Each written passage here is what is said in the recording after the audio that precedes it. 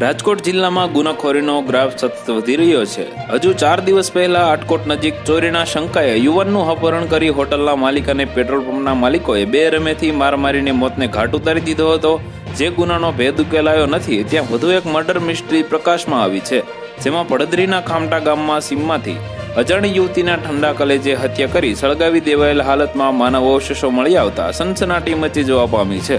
આ અંગે પોલીસે હત્યાનો ગુનો નોંધી રાજકોટ સહિત સૌરાષ્ટ્રભરમાંથી ગુમ થયેલી યુવતીઓ પર તપાસ કેન્દ્રિત કરી છે। આ ઘટના અંગેની જાણવા મળતી વિગત મુજબ પડદરી તાલુકાના ખામટા ગામની સીમમાં આવેલ ધારપર ખુલ્લા પ્લોટમાં સોમવારે સવારે સળગી ગયેલી હાલતમાં પડેલા લાકડાની વચ્ચેથી માનવ અવશેષો પણ સળગેલી હાલતમાં મળી આવ્યા હતા। અહીં કોઈ અજુગતી ઘટના બની હોવાની મજૂરોએ ગામના આગેવાનોને જાણ કરતા પડદરી પોલીસને જાણ કરવામાં આવી હતી। તો વધુ માહિતી મેળવવા માટે ચેનલ સાથે જોડાયેલા રહો। વિડીયો પસંદ આવે તો લાઈક કરી દેજો। ચેનલમાં નવા છો તો સબસ્ક્રાઇબ કરી દેજો।